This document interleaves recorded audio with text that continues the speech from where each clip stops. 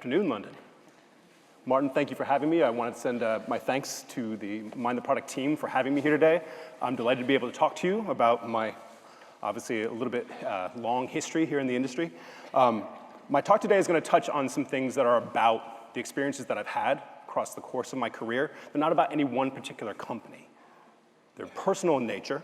They're observations and lessons that I've learned. I want to ground that first to kind of set expectations. My last two experiences, both at Facebook and at Uber, have certainly taught me a lot. Of the 20 years plus that I've been doing this, I've worked with a lot of people. Actually, in fact, some of the speakers here today and some past Mind the Product speakers have been bosses of mine. Hi, Janice. Hi, Jeff. I'm delighted to have taken the experiences that I gained with them, brought them into some of these larger environments, worked with amazing teams, and be able to be here to share with you today. So, I apologize, I got a head cold last night, so I may be referring to my notes a little bit. Normally I try to be a little bit more engaged, but I can barely see right now. So, actually it's pretty helpful considering there are so many of you. Let's start with something I've observed over the last couple years. If anyone is familiar with this meme from Mitchell and Webb, it's pretty old. It's only actually become popular in the last few years, or basically since the election with Americans. But I like it a lot because it really kind of distills something that I've noticed in the last few years. For the last 5 or 6 years, what I've seen emerge in product designers, people who build product, people who are leading teams, is self-doubt.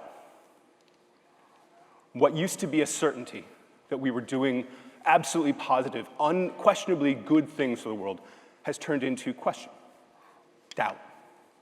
Are we in fact doing that? More and more, the public conversation has turned to one of scrutiny and potentially even a little bit of distrust that the promises that were made early days, the ideals that we spouted about the products that we were building, were in fact true. A little bit of evidence was required, a little bit of validation was required in order to ensure that we were held account for the things that we were saying. This was new. This was a little bit of a change in the tone around 2012, 2013. Privacy, data security, influence, and user safety wound up becoming topics of conversation where they really hadn't been considered all that much before. Just gonna check if there's a water. Perfect. Because of that, the tone of the overall conversation shifted. And during that time, what happened, average tech workers, average product builders suddenly started having concern whether or not they were with the right companies and potentially even in the right industry. I contend that builders of product live in a new age of distrust. We can argue about the relative merits or the principled nature of some of the criticism that product builders are under right now. We can even say we're not entirely sure about some of our reactions to it as an industry or as individual companies. What we can't ignore is the fact that previously neutral, sometimes positive, or even cheerleading responses to new product releases, or even just feature updates, those are gone.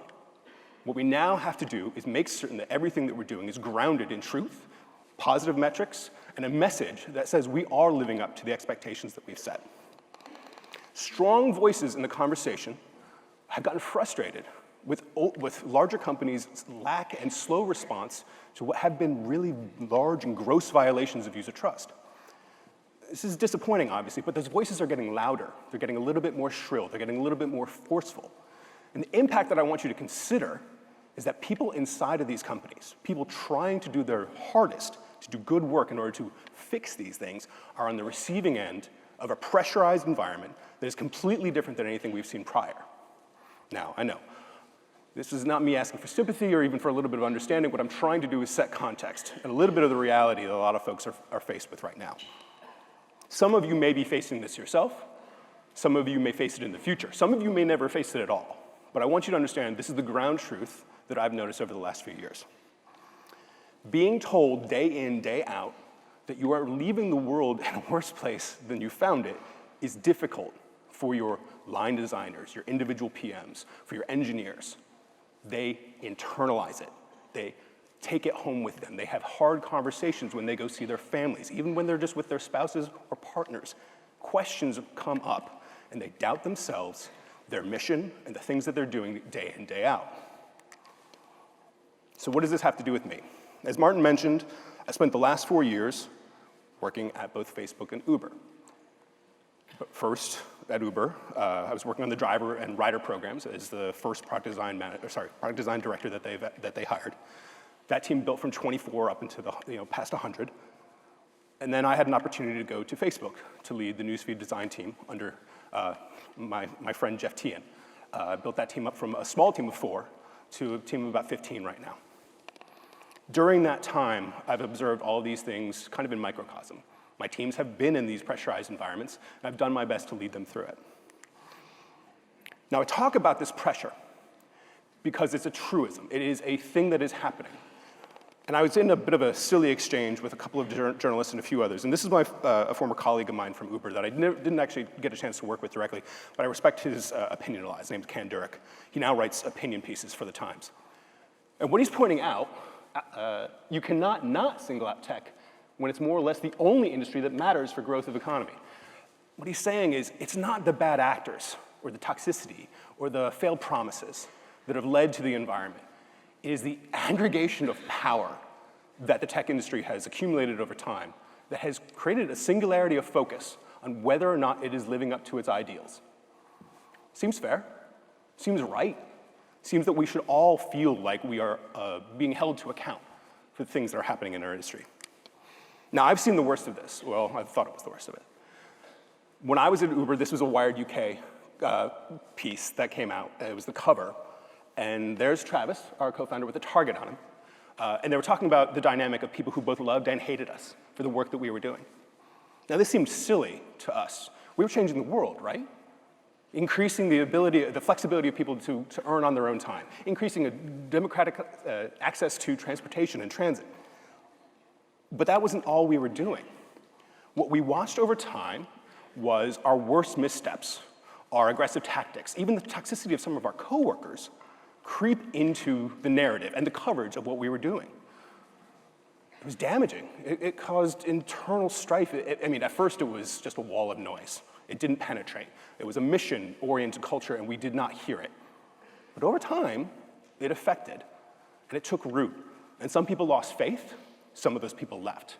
Other people doubled down. But it created rifts, changed relationships, and eventually caused a significant change in the culture.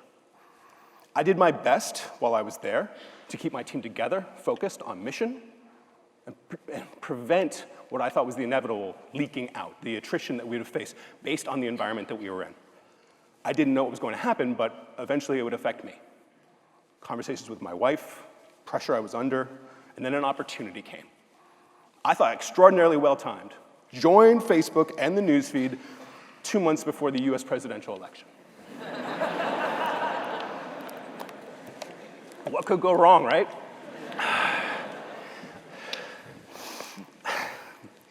The offer to join Newsfeed was an incredible one. I mentioned Jeff Tian, who has been my partner, my boss, and just a tremendous influence on me and the way I operate as a creative director, as a friend to designers, as somebody who looks at the mission and makes certain that you can operationalize it.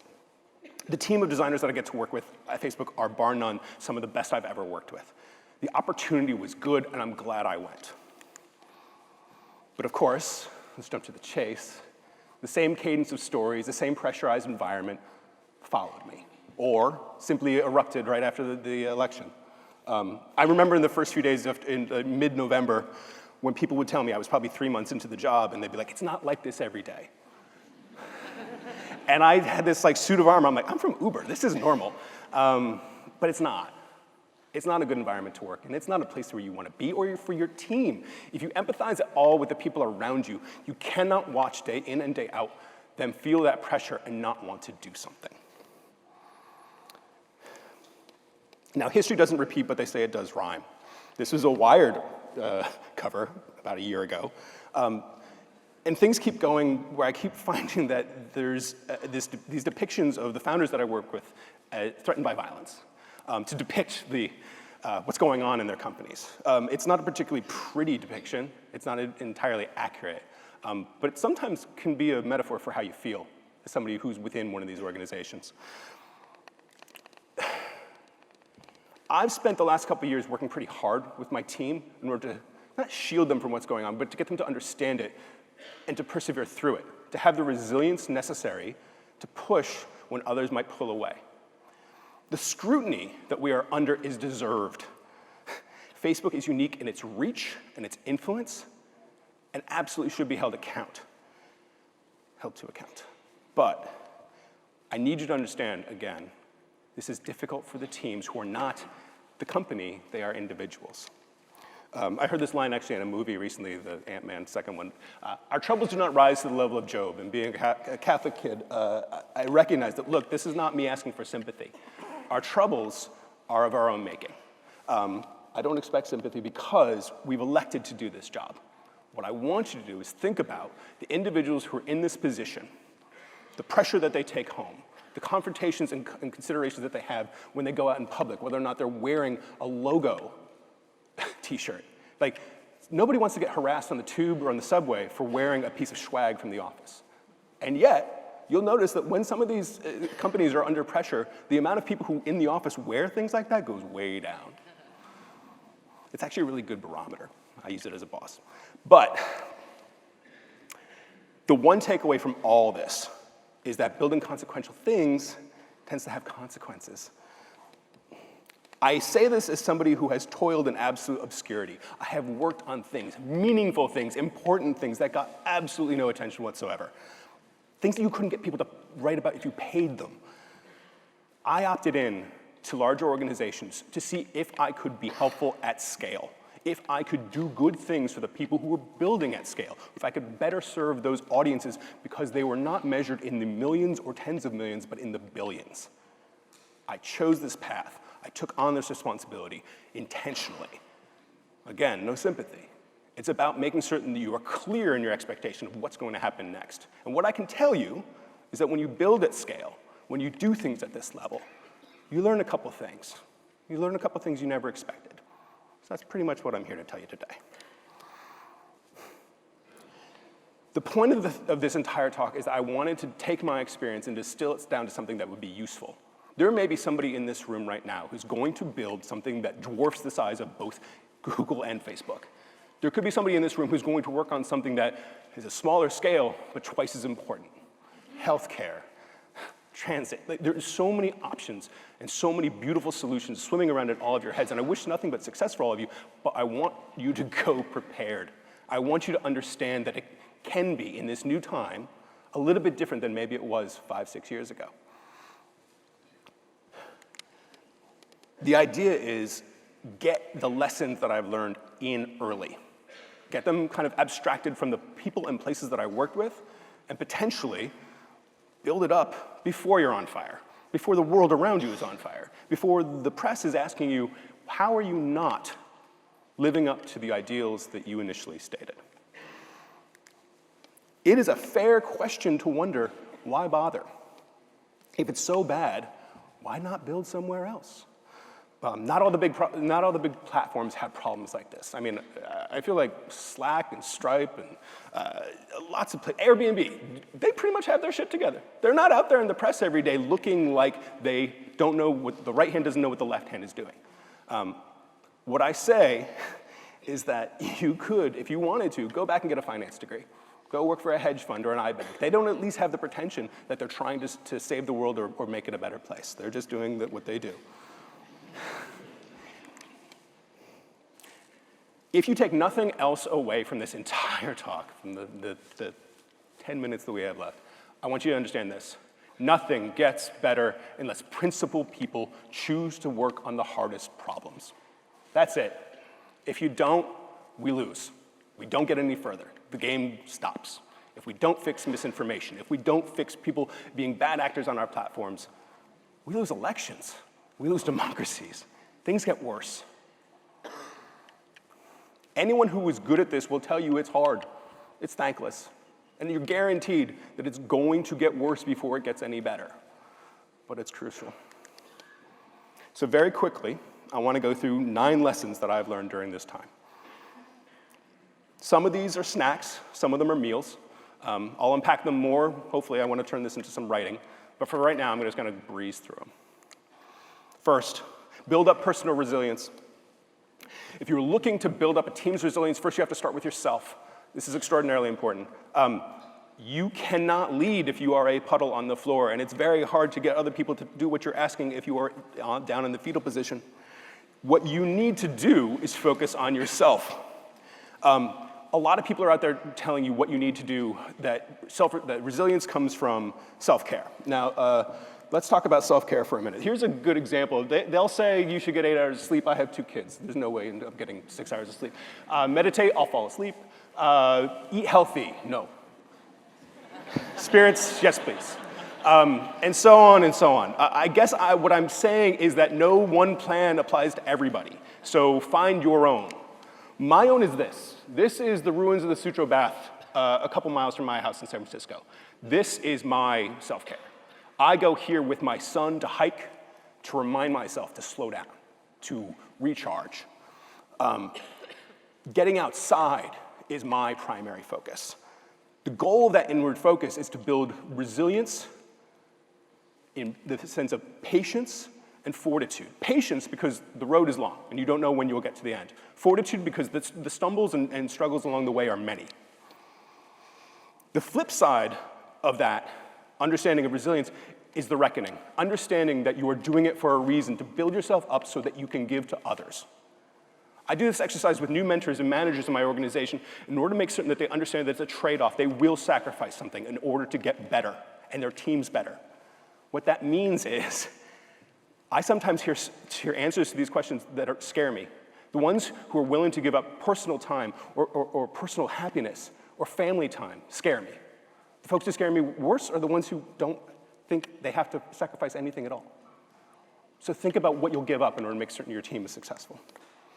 Embrace and extend principled criticism. I want you to understand how much I value the people who criticize us, because it's essential. It is the largest lever that people inside the organization have in order to make change. The idea that we would be able to get some of the things done that we've been able to get done as reactions to the press without them is silly. We were not always inclined in any organization I've worked in, and many of yours, to do what's necessary without an outside voice telling us that it needs to be addressed. It's extraordinarily powerful. Listening to the voices of your harshest critics can be an essential way to understand what absolutely must be changed. Recognize that you are responsible for building an environment for people to do their best work. This has been something that I cultivated in myself and understood when I was a co-founder of a company and running a product team. My responsibility was making certain that I was modeling the empathy, the discipline, the level of intensity and execution that I needed from my team. I was trying to make certain that they understood we were always learning. We were focused on outcomes, but always developing our methodologies in order to be better. Now, I see a great model in this in Steve Kerr, who's the coach of the Golden State Warriors, who said that coaching is 90% creating an environment through force of personality and 10% strategy. And I realized that talking about an NBA coach in this audience might not be the best. So I Googled who was the best national manager of England performing. So Sir Bobby Robson, in his 11 Commandments of football is fantastic. Because it's pretty much the same thing we've been talking about. Setting good examples, commanding discipline. Be passionate about the subject. All these are great examples of how, as a leader, you can influence a team to be great, because that is your responsibility.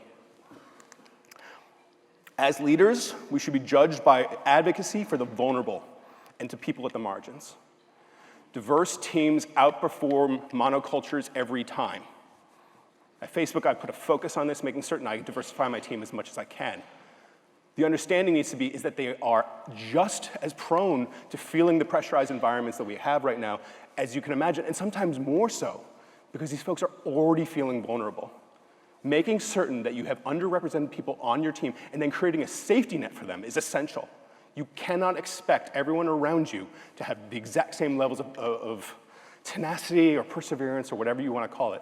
You should approach every conversation, every one-on-one you have with anyone in your team with a little bit of humility, not assuming that you know exactly where they stand. Showing care, but understand that showing care is not an end in and of itself. This is crucial. Showing care is part of the Facebook culture, but I sometimes worry that we show care, to be nice to one another and show that we care about them as an end in and of itself. It's not. It actually unlocks the greatest superpower that any leader has, which is candor and transparency. This is a fantastic book by Kim Scott. I recommend everybody read it, Radical Candor. The long story short, or the best thing in it, is this 2x2, which talks about caring personally versus challenging directly. This is essential. When you've got manipulative insincerity, oh, everything's fine. No, it's not. Obnoxious aggression, saw a lot of that at Uber. Ruinous empathy, the inability to challenge someone who you actually care about. The sweet spot, radical candor, right there in the upper right.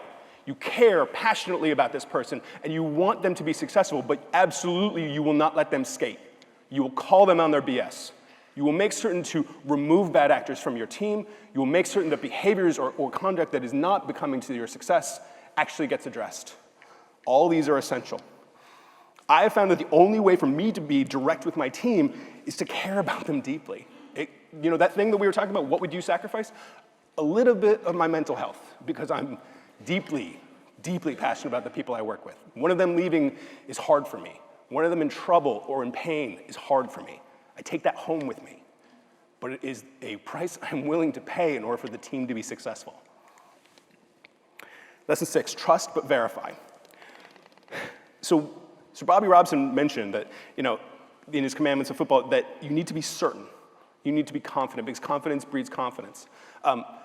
You owe it to yourself to constantly be interrogating your feelings as to whether or not you are in the right place at the right time to do the most good. Do you trust the people around you? Do you trust the people above you to do the right thing? If yes, you're golden. Keep going. If no, think hard, because something needs to be addressed. Always be certain you are applying your energies in the right way. It's a huge investment for you, and it's huge cost to them if you're wrong. Lesson 7, make it clear you expect your team to care for themselves and to look out for one another. There's a leadership truism that people only retain what you tell them once you are sick of saying it to them over and over again. So I say this to my team every week. My expectation, clear as I can be, is that you will take care of yourself and that you will take care of the people around you. This shifts the responsibility not just to you, but to everybody to make certain that the environment is safe, the safety net is in place, and everyone feels secure in their place and knows that one another is looking out for one another in addition to their leader. This helps, in my experience. Lesson 8, recruiting and attention aren't about ego. They're about efficiency. I think the most toxic thing that I've seen, besides some of the behavior I saw in a variety of situations, is the headcount culture. People who believe that the size of their organization is the most important thing that's going on for them. People who compete over heads like it's going to make what they do more important, or they're going to get elevated sooner. And in some institutions, that is the case. But I have never found it to be a particularly productive form of management. What I can tell you is that when it comes to recruiting, you're trying to make your priorities clear and your resourcing necessary, and understanding how you resource towards specific objectives is far more important than building up a scaled team for the sake of building up a scaled team. Also, it's about narrative. If I pulled any one of you aside and gave you 30 seconds to pitch me on exactly why I should join your team, do you think you'd be able to do it? The clarity that it takes to recruit, the narrative that you're able to spin is essential for the story that you build around your team, to getting them fired up and pumped. And when you find yourself unable to tell that story, especially effectively and quickly, you should, once again, question yourself and understand why. It's helpful. With retention, it can feel good to back somebody back off the ledge. As Rands put it, when they've got their shields down and they're wondering what they should be doing next. It can feel good, but that's not the point. The point of retention is to make certain that the gained knowledge on your surface does not walk out the door. So you wind up in that next dumb, useless iteration of conversation around why we didn't do that thing, because the person who was there 9 months ago isn't there anymore. You've lost that knowledge. The reason we retain is to make certain that all of our gains remain concrete. Look back, but don't stare. You will make mistakes, but what I want you to internalize is the most important decisions are in front of you. The choices in front of you are so much more important than what's behind you. You really need to internalize, you can make as many mistakes as you need to, but getting to the next place for your team and for yourself is what's important. We'll skip because we have no seconds. Big finish. There's more for me to unpack, obviously, and I went pretty quickly through this. But I want you to understand that I'm hoping that you can take away something from this in the sense that these are a lot of lessons and a lot of talk about all the different things that you can be doing. Apply them as necessary, early and often, and I hope that they will be successful for you and for your teams. I'll leave you with this, which is pretty much the most important part of Spike Lee's Do the Right Thing. In all these cases, when I'm asking you to be resilient and to build resilience for your team, set your expectations and make certain that they know exactly what you want and need from them to support them in the best way you can. All you're looking to do is make certain that they know when you are not in the room to do the right thing. Got it? I'm gone.